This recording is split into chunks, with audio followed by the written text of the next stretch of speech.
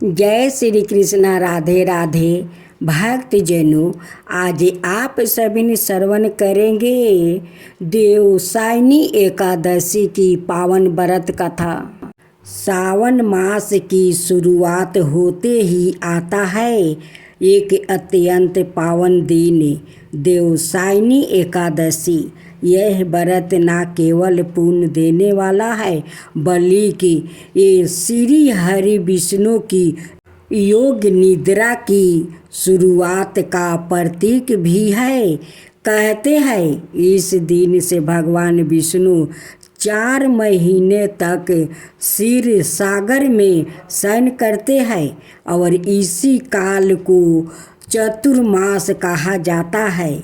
इस एकादशी की कथा सुनने से न केवल जीवन के पाप कटते हैं, बल्कि मोक्ष का मार्ग भी प्रशस्त होता है। इस दिन की कथा में छिपा है धर्म, विश्वास और तप का अनमोल संदेश। तो आइए सुनते हैं देवसायनी एकादशी व्रत की कथा, जो हमें भक्ति और आस्था की गहराई से जोड़ती है। धर्मराज युधिष्ठिर ने कहा, हे केशव, आषाढ़ शुक्ल पक्ष एकादशी का क्या नाम है? इस व्रत के करने की विधि क्या है और किस देवता का पूजा किया जाता है? श्री कृष्ण कहने लगे, हे युधिष्ठिर, जिस कथा को ब्रह्मा जी ने नारद जी से कहा था वही मैं तुमसे कहता हूँ। एक समय नारद जी ने ब्रह्मा जी से यही प्रश्न किया था। तब ब्रह्मा जी ने उत्तर दिया कि हे नारद, तुमने कलियुग जीवों के उद्धार हेतु अत्यंत उत्तम प्रश्न किया है, क्योंकि एकादशी व्रत सब व्रतों में श्रेष्ठ है। इस व्रत से समस्त पाप नष्ट हो जाते हैं और जो व्याकृत इस व्रत को नहीं करते वो नरकगामी होते हैं। इस व्रत के करने से भगवान विष्णु प्रसन्न होते हैं। इस एकादशी का नाम पद्मा है। अब मैं तुमसे एक पौराणिक कथा कहता हूँ, तुम एकाग्रचित्त होकर मन लगाकर सुनो। सूर्या वंश में मंधाता नाम का एक चक्रवर्ती राजा हुआ करता था, जो सत्यवादी और महान प्रतापी था। वो अपनी प्रजा का पुत्र की तरह पालन किया करता था। उसकी प्रजा धन धनाई से भरपूर और सुखी थी। उसके राज्य में कभी अकाल नहीं पड़ता था। एक समय उस राजा के राज्य में 3 बरस तक वर्षा नहीं हुई और अकाल पड़ गया।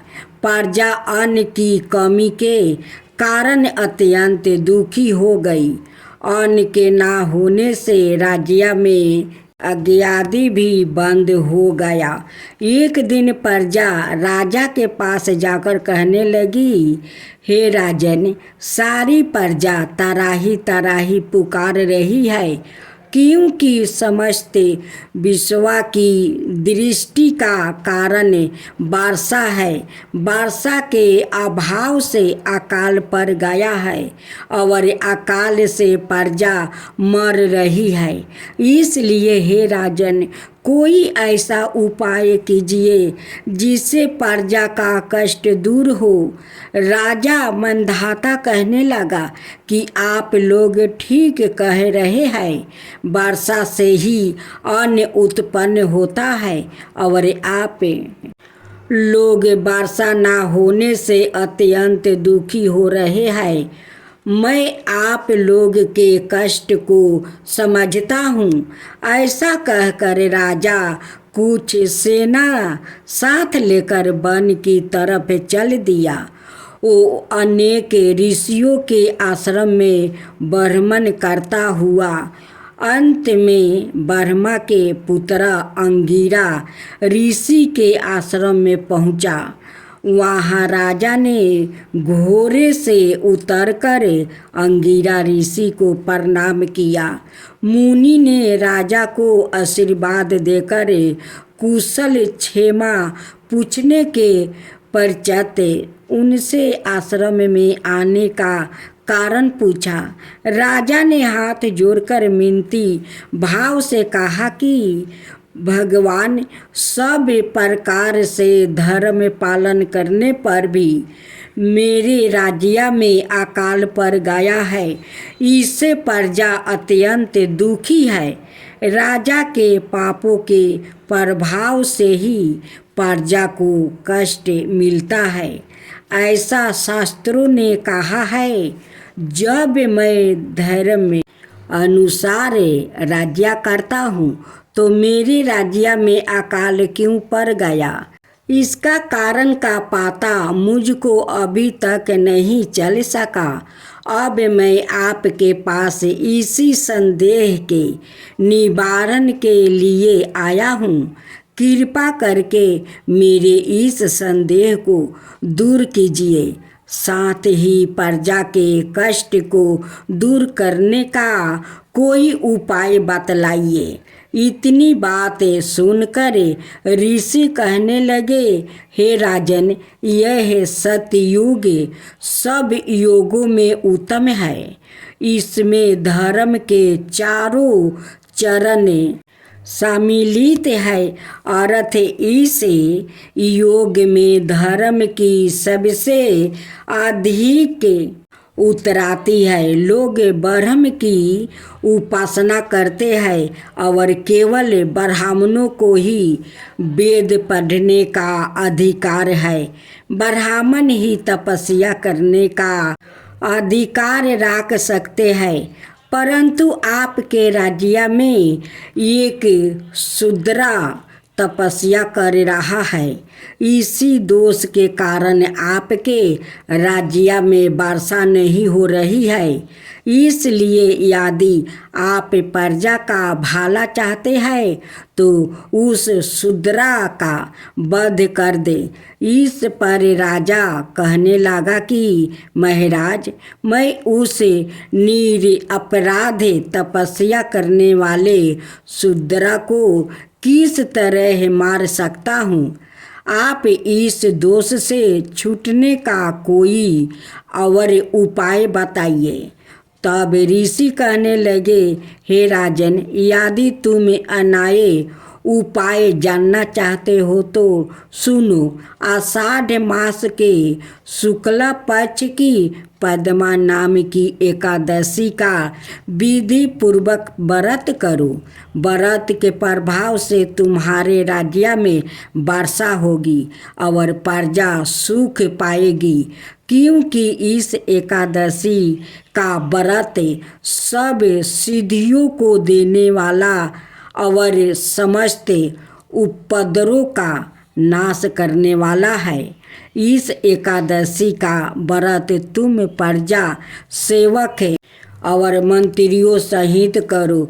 मुनि के इस वचन को सुनकर राजा अपने नगर को वापस आया और उसने विधि पूर्वक पद्मा एकादशी का व्रत किया। उस व्रत के प्रभाव से वर्षा हुई और प्रजा को सुख पहुंचा।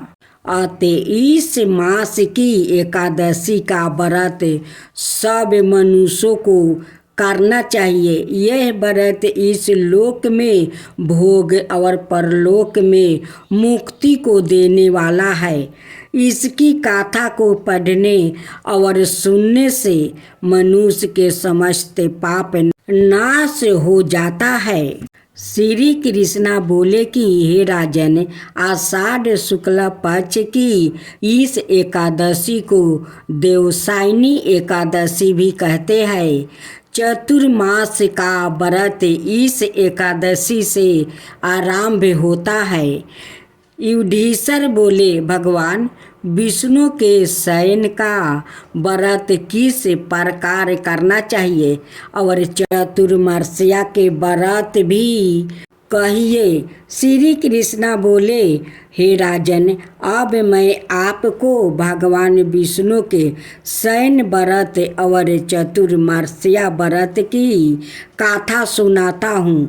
आप सावधान होकर सुनिए। जब सूर्य मकर राशि में आता है तो भगवान को शयन कराते हैं और जब तुला राशि में आता है तब भगवान को जगाते हैं। अधिक मास के आने पर भी यह विधि इसी प्रकार चलती है। इसके सिवाय और महीने में ना तो शयन करना चाहिए और ना जागना ही चाहिए।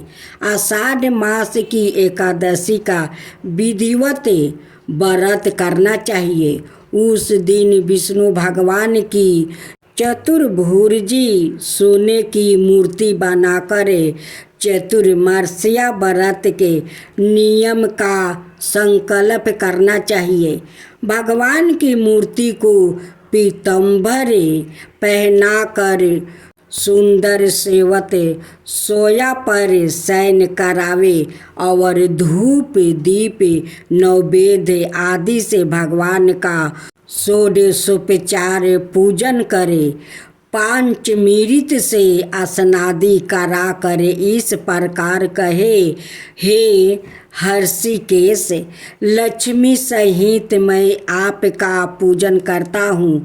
आप जब तक चतुर्मास शयन करे मेरे इस व्रत को निर्विघ्न रखे।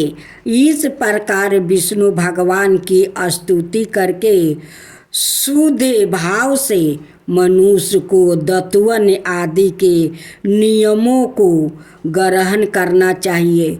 विष्णु भगवान के व्रत को ग्रहण करने के 5 काल वर्ण किया है। देवसायनी एकादशी या व्रत किया जाता है। एकादशी, द्वादशी, पूर्णमासी, अष्टमी और मकर की संक्रांति से व्रत आरंभ किया जाता है और कार्तिक शुक्ला द्वादशी को समाप्त कर दिया जाता है। व्रत के करने से समस्त पाप नष्ट हो जाता है। जो मनुष्य प्रति वर्ष इस व्रत को करते हैं वो सूर्य जैसे दीप्तिमान विमान पर बैठकर स्वर्ग को जाते हैं। इस व्रत में गुरु और शुक्र की बाल वृद्धावस्था वर्जित नहीं है। यदि सूर्य धन राशि के अंश में भी आ गया तो यह तिथि पूर्ण समझी जाती है। जो स्त्री यह पुरुष पवित्र होकर शुद्धता से इस व्रत को करते हैं वो सब पापों से छूट जाते हैं। बिना संक्रांति का मास मलमास देवता और पितृ कर्मों में वर्जित है। अब इसका अलग अलग फल कहते हैं। जो मनुष्य प्रतिदिन मंदिर में झाड़ू देते हैं, जल से धोते हैं, गोबर से लिपते हैं, मंदिरों में रंग करते हैं, उनको 7 जन्म तक ब्राह्मण योनि मिलती है। जो मनुष्य चतुर्मास में भगवान को दूध, दही, घी, शहद और मिश्री आदि से स्नान कराते हैं वो ब्राह्मणों को भूमि, स्वर्ण आदि दान देते हैं। वो वैभवशाली होकर अंत में स्वर्ग में जाकर इंदिरा सुख भोगते हैं। जो मनुष्य भगवान की सोने की प्रतिमा बनाकर धूप दीप नैवेद्य और पुष्पा आदि से भगवान का पूजन करते हैं वो इंद्र लोक में जाकर अक्षय सुख भोगते हैं।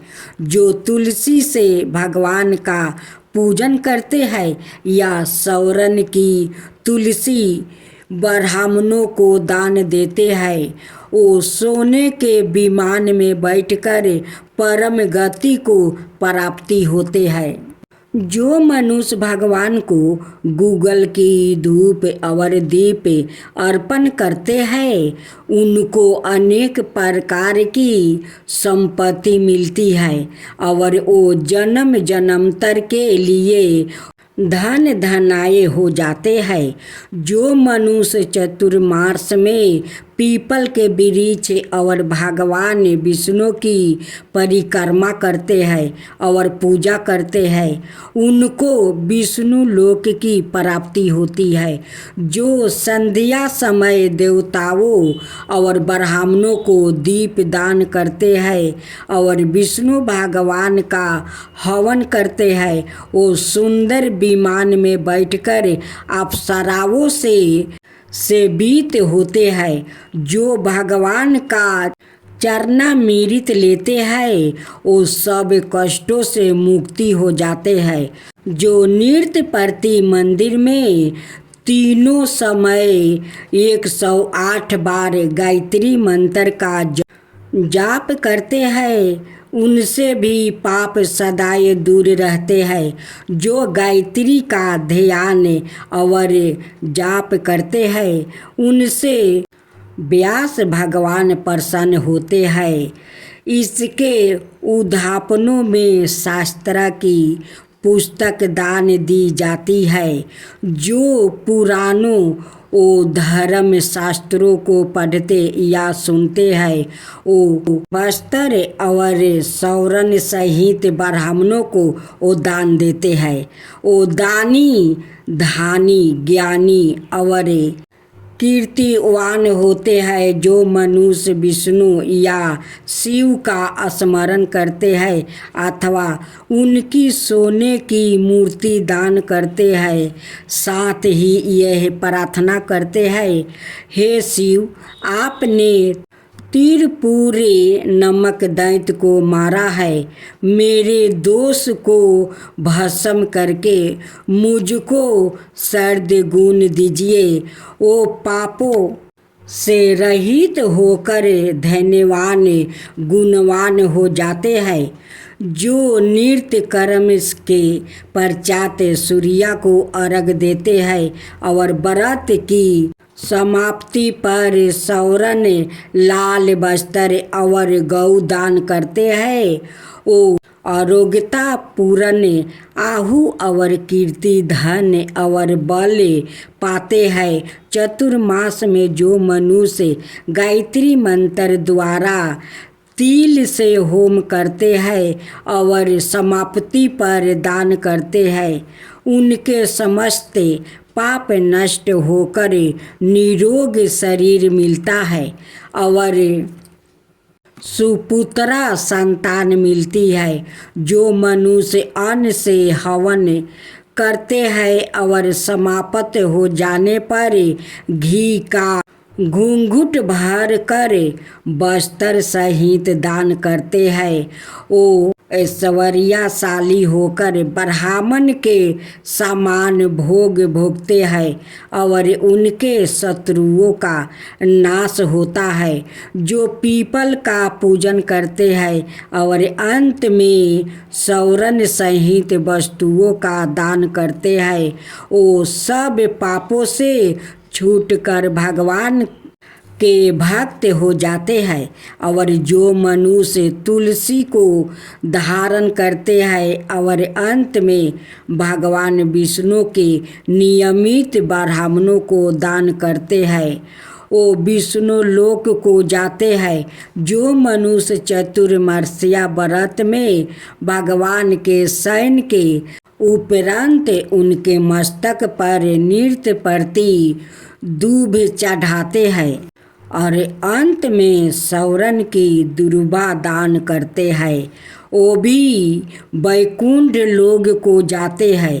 और जो दान करते हुए इस प्रकार स्तुति करते हैं कि हे दुर्बा तुम जीरा भांति इस पृथ्वी पर शाखाओं सहित फैली हुई ओ उसी प्रकार मुझे भी अजर अमर संतान दो। इस प्रकार स्तुति करके सोने की दुर्बा ब्राह्मण को दान कर दे। ऐसा करने वाले मनुष्य सब पापों से छूट जाते हैं और अंत में उनको स्वर्ग लोक की प्राप्ति हो जाती है।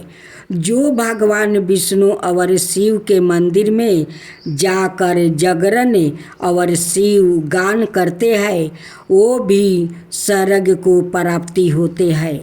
जो चतुर्मास्या व्रत में उत्तम धावानी वाला घंटा दान करते हैं उनको यह प्रार्थना करनी चाहिए, हे भगवान, हे जगत तपते, आप पापों के नाश करने वाले हैं। आप मेरे करने योग्य कर्मों को और ना करने योग्य पापों के करने से जो पाप उत्पन्न हुए थे उनको नष्ट करिए। व्रत की समाप्ति पर जो गायों का यह एक ही कपिला गाय का दान करते हैं, वस्त्र दान करते हैं अथवा जो नृत्य प्रति ब्राह्मणों को नमस्कार करते हैं वो धन धनाए होते हैं, उनका जीवन सफल हो जाता है, साथ ही समस्त पापों से छूट जाते हैं। चतुर्मास में जो ब्राह्मणों को भोजन कराते हैं उनकी आहु और लक्ष्मी की वृद्धि होती है। जो मनुष्य सौरन का सूर्या बनाकर ब्राह्मण को दान देते हैं उसका फल 100 जगों के समान होता है। जो शिव जी परस थर्त चांदी या तांबे का दान करते हैं उनको श्रद्धा से पुत्र की प्राप्ति होती है। जो शायद युक्त चांदी का बर्तन अथवा तांबे के पात्र में गुड़ भर कर और शयन होने पर तिल सोना और जूते का दान करते हैं वो शिव लोक को प्राप्ति होते हैं। जो मनुष्य चतुर्मास में ब्राह्मणों की पूजा करते हैं, अन्य वस्तु का दान देते हैं और समाप्ति पर सोया दान देते हैं वो अक्षय सुख को प्राप्ति करके लक्ष्मीवान होते हैं। जो वर्षा ऋतु में गोपी चंदन दान करते हैं वो भोग और मोक्ष को प्राप्ति होते हैं। जो सूर्या और गणेश जी का वो पूजन करते हैं वो उत्तम गति को प्राप्ति होते हैं। जो चतुर्मास में भगवान का हवन करते हैं और शक्य कार्य दान करते हैं, साथ ही उद्यापन करते हैं, उद्यापन की विधि करते हैं, 4 फल या 8 फल वाले तांबे के पात्र में शक्कर भर कर वस्तु फल दक्षिणा सहित पुरोहित को देते हैं उनके सब पाप नष्ट हो जाते हैं और उन्हें यशस्वी पुत्र की प्राप्ति होती है। हे कुंती पुत्रा, चतुर्मास से व्रत करने वाला मनुष्य गंधर्व विद्या में निपुण और स्त्रियों का प्रिय होता है। जो मनुष्य चतुर्मास से व्रत में फल फूल साग आदि का दान देते हैं वो सुखी और राजयोगी होते हैं। जो मनुष्य इस व्रत में प्रतिदिन सोठ मिर्च पीपल बस्तर और दक्षिणा सहित दान करते हैं, अंत में सोने की सोठ मिर्च आदि दान करते हैं वो 100 वर्ष तक जीवित रह कर स्वर्ग में जाते हैं। जो विद्यमान ब्राह्मण को मोती का दान करते हैं वो कीर्ति को प्राप्ति होते हैं। जो मनुष्य इस व्रत में तंबुल दान करते हैं अथवा जितेंद्रिया होकर पान खाना छोड़ देते हैं और अंत में लाल बस्तर का दान देते हैं। ओ सुंदरियाशाली निरोगी वृद्धमान भगवान और सुंदर वाणी बोलने वाले तांबूल के दान से देवता प्रसन्न होकर अनंत धन देते हैं। जो मनुष्य इस व्रत में लक्ष्मी जी और पार्वती जी को प्रसन्न करने के लिए हल्दी का दान करते हैं और अंत में चांदी के पात्रा में हल्दी राख कर देते हैं, वो स्त्रियों अपने पति के साथ और पति अपनी पत्नियों के साथ सुख भोगते हैं और सौभाग्य अक्षय धन ओ सुपुत्रा संतान मिलती है। साथ ही वो देवताओं से पूजित होते हैं। जो शिव और पार्वती जी के प्रसन्नता ब्राह्मण स्त्री और पुरुष का पूजन कर दक्षिणा वस्त्र और स्वर्ण दान करते हैं और उद्यापन में शिव की स्वर्ण प्रतिमा बनाकर दान देते हैं, बैल का दान करते हैं और मीठा भोजन भूखों को कराते हैं, उन्हें संपत्ति और कीर्ति मिलती है। वो इस लोक में सुख भोग कर अंत में मोक्ष प्राप्ति होते हैं। जो मनुष्य फल का दान करते हैं और अंत में स्वर्ण देते हैं, उनके सब मनोरथ सिद्ध होते हैं और सपुत्रा संतान उत्पन्न होती है। फल दान से नंदन वन का फल प्राप्ति होता है। जो मनुष्य इस व्रत में पुष्पा का दान करते हैं, उन्हें इस लोक में सुख और परलोक में गंधर्व पद मिलता है। जो भगवान की प्रसन्नता के लिए प्रतिदिन ब्राह्मणों को दही और अंत में भूमि या स्वर्ण का दान करता है, वो इस लोक में धन धनाये प्राप्ति करे अंत में विष्णु लोक को जाता है। जो वस्त्र और आभूषणों सहित गौ और बछड़े का दान करते हैं, वो ज्ञान प्राप्ति करके ब्रह्म लोक को जाते हैं और पितरों के साथ अनेक सुखों को भोगते हैं। जो मनुष्य चतुर्मास में प्राजापत्य व्रत करते हैं और उसकी समाप्ति पर गौदान और ब्राह्मणों को भोजन कराते हैं, वो समस्त पापों से मुक्त होकर ब्रह्मा लोक को जाते हैं। और जो वस्त्रों वो बैलों सहित हल का दान करते हैं और साग मूल और फलों का आहार करते हैं, वो विष्णु लोक को जाते हैं। जो मनुष्य केले के पत्रा या पलाश के पत्रा में भोजन करते हैं, कासे के पत्रा और वस्त्र दान करते हैं और तेल नहीं खाते, उनके समस्त पाप नाश को समाप्त हो जाते हैं। जो मनुष्य पयो व्रत करते हैं और अंत में दूध वाली गाय दान देते हैं, वो विष्णु लोक को जाते हैं।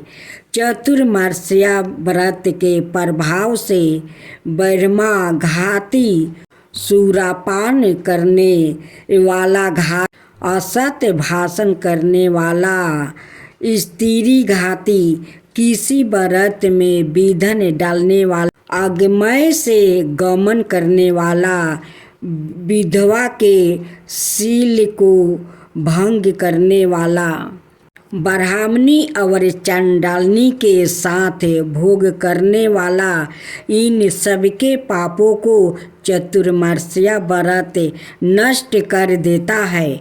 चतुर्मास्या व्रत के अंत में 64 फल कासे का पात्रा और वस्त्रों और आभूषणों के साथ गौ और बछड़ा दान करना चाहिए। जो मनुष्य भूमि को गोबर से शुद्ध करके भगवान का स्मरण करते हुए भोजन करते हैं और सिंचित भूमि का दान करते हैं, वो धर्मात्मा राजा होते हैं और उनके संतान भी अच्छी होती है। उनको किसी शत्रु का भय नहीं होता और अंत में स्वर्ग लोग को जाते हैं। बैल का दान करने से 60 रस भोजन मिलते हैं। चतुर्मास व्रत में जो नृत्य प्रति जागरण करते हैं और अंत में ब्राह्मण को भोजन कराते हैं, उन्हें शिवलोक की प्राप्ति होती है। जो एक समय भोजन करते हैं और अंत में निराहार रहते हैं और भूखों को भोजन कराते हैं, भक्ति पूर्वक भगवान का भोजन करते है। भगवान के शयन करने पर भूमि पर सोते हैं। जो मैथुन नहीं करते वो यास्वी लक्ष्मीवन होकर स्वर्ग में जाते हैं।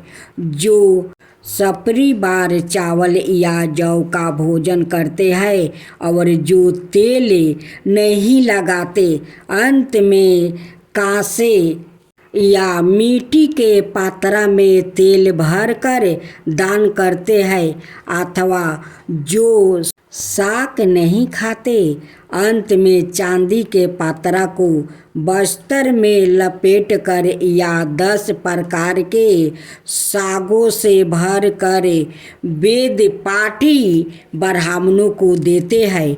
वो सब शिवलोक में जाकर कीर्ति प्राप्ति करते हैं।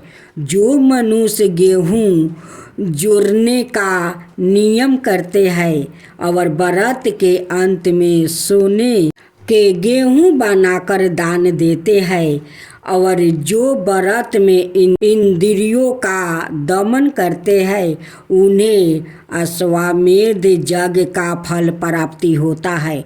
जो मनुष्य सौरन में साग, भादों में दही, आश्विन में दूध और कार्तिक में दाल का त्याग करते हैं, वो निरोग और स्वस्थ रहते हैं। जो मीठा, खाटा, कड़वा पदार्थ त्याग देते हैं, वो समस्त दुर्गुणों से छूट जाते हैं। जो भगवान का स्मरण करते हैं और जो पुष्पा आदि का त्याग कर देते हैं, वो स्वर्ग को जाते हैं। जो चंद्रयान आदि व्रत करते हैं, जो एक मात्रा दूध का ही भोजन करते हैं, वो ब्राह्मण लोग को प्राप्ति होते हैं और उनका वंश प्रलय तक रहता है। जिस दिन भगवान उठते हैं, उस दिन ब्राह्मणों को बस्तर का दान और भोजन कराना चाहिए। यह सब दान सुपुत्रा को देने चाहिए। कुपुत्रा को दान देने और लेने वाला दोनों ही नरकगामी हो। एकादशी माता की कथा। भगवान विष्णु बोले, हे इंद्र, ऐसा मायावी दैत्य कौन है जिसने सब देवताओं को जीत लिया है? उसका क्या नाम है? उसमें कितना बल है और किसके आश्रय है और उसका स्थान कहाँ है? यह सब मुझसे विस्तार पूर्वक कहो। भगवान के ऐसे वचन सुनकर इंद्र बोले, हे सर्वव्यापी भगवान, प्राचीन समय में चंद्रावती नगरी में नारी जंघ नाम का एक राक्षस था। उसी के महापरिक्रमी और लोक विख्यात मूर नाम का पुत्र ने सब देवताओं को स्वर्ग से निकाल कर वहाँ अपना अधिकार कर लिया है। वो इंद्र, अग्नि, वरुण, यम, बाहु, ईसा, चंद्रमा, नैतिरथ आदि सबके स्थान पर अधिकार करके और सूर्य बनकर आप ही प्रकाश करता है। सवाई मेघ बन बैठा है और सबसे अजय है। हे असुर निकंदन, उस दुष्टों को मारकर देवताओं को निर्भय बनाइए। इंद्र के ऐसे वचन सुनकर भगवान विष्णु बोले, हे देवताओं, मैं शीघ्र ही तुम्हारे शत्रु का संहार करूँगा। तुम चंद्रावती नगरी को जाओ। इस प्रकार कहकर भगवान सहित सब देवताओं ने चंद्रावती नगरी की ओर प्रस्थान किया। उस समय दैत्यपति मूर दैत्य सेना सहित युद्ध भूमि में गरज रहा था। उस बलवान असुर की गर्जना सुनकर सब देवता भय के मारे चारों दिशाओं में भागने लगे। जब सवाए भगवान विष्णु रणभूमि में आए तो दैत्य उनको भी देख कर अनेक प्रकार के अस्त्र शस्त्र और आयुध लेकर दौड़े। भगवान ने उनको आते देखकर सर्प के समान अपने बाणों से उनके शरीरों को बींध डाला। अनेक दैत्य उनके हाथों से मारा गया। केवल एक मूर ही बाचा रहा। वो अविचल भाव से भगवान के साथ युद्ध करता रहा। भगवान जो भी छीन बाण उसके शरीर में मारते वो उसके लिए पुष्पा के समान हो जाते। शास्त्रों के प्रहार से उसका शरीर छीन बीन हो गया, परंतु वो फिर भी युद्ध करता ही रहा। अब वो आप से मल्ल युद्ध करने लगा और 10,000 बरस तक उनका मल्ल युद्ध होता रहा, परंतु वो दैत्य भगवान से पराजित ना हुआ। तब भगवान विष्णु युद्ध से थक कर बद्रिका आश्रम चले गए। वहाँ पर एक हेमवती नाम की सुंदर गुफा थी। उसमें विश्राम करने के लिए वो उसके अंदर प्रवेश कर गया। यह गुफा 12 योजन लंबी थी और उसमें एक ही द्वार था। भगवान वहाँ जाकर सो गया। वो दैत्य उनको सोया हुआ देखकर मारने के लिए उद्यत हुआ। वो अभी मारने का प्रयत्न कर ही रहा था कि उनके शरीर से एक अत्यंत प्रभावशाली सुंदर कन्या अस्त्र शस्त्र धारण किए हुए प्रकट हुई और दैत्य के सामने आकर युद्ध करने लगी। वो दैत्य उस बलवान कन्या को देखा, आश्चर्य विनीत होकर उसके साथ युद्ध करने लगा। उस कन्या के ऐसे भयानक पराक्रम को देखकर दैत्य विचारने लगा कि इस कन्या को किसने बनाया है जो ऐसा भयानक युद्ध कर रही है। वो ऐसा विचार कर ही रहा था कि उस महादेवी ने उस बलवान दैत्य के रथ को चूर चूर कर दिया और उसके अस्त्र शस्त्र को काट कर टुकड़े टुकड़े कर दिया। तब वो दैत्य महान क्रोध करके मल्ल युद्ध करने लगा, परंतु देवी ने उसको धक्का मारकर मूर्छित कर दिया। जब वो दैत्य मूर्छित से जागा तो उस देवी ने उसका सिर काट डाला। इस प्रकार वो दैत्य तो पृथ्वी पर गिरकर मृत्यु को प्राप्ति हुआ और बाकी दैत्य डर के मारे पाताल लोक को भाग गया। जब भगवान विष्णु की निद्रा टूटी तो उन्हें मूर दैत्य का काटा हुआ सिर और कन्या को दोनों हाथों जोड़कर खड़े देखा। तब भगवान उस कन्या से पूछने लगे कि हे देवी, जिस दैत्य से इंद्रादि के सब देवता भयभीत होकर स्वर्ग से भाग गया था, उसको किसने मारा है? वो कन्या कहने लगी कि भगवान, जब आप निद्रा में थे तो यह दैत्य आपको मारने के लिए उद्यत हुआ। उस समय आपकी योग माया द्वारा आपके शरीर से प्रकट होकर मैंने इस दैत्य को मार गिराया है। यह सुनकर भगवान कहने लगे कि हे देवी, तुमने देवताओं के भय को दूर करके बड़ा भारी कार्य किया है। अत तुम अपनी इच्छा अनुसार वर मांगो। तब वो देवी बोली, हे भगवान, यदि आप मुझे वरदान देना ही चाहते हैं तो यह वरदान दीजिए कि जो कोई भी मेरा व्रत करे उसके सब पाप नष्ट हो जाए और अंत में मोक्ष को प्राप्ति होवे। जो इस व्रत का पुण्य है उसका आधा रात्रि को भोजन करने वाले को मिले और जो एक बार भोजन करे उसको भी आधा फल प्राप्ति हो जाए। मनुष्य भक्ति पूर्वक मेरे व्रत में एक बार भी भोजन ना करे, उसको धर्म धन और मुक्ति प्राप्ति हो। भगवान ने कहा, हे कल्याणी, ऐसा ही होगा।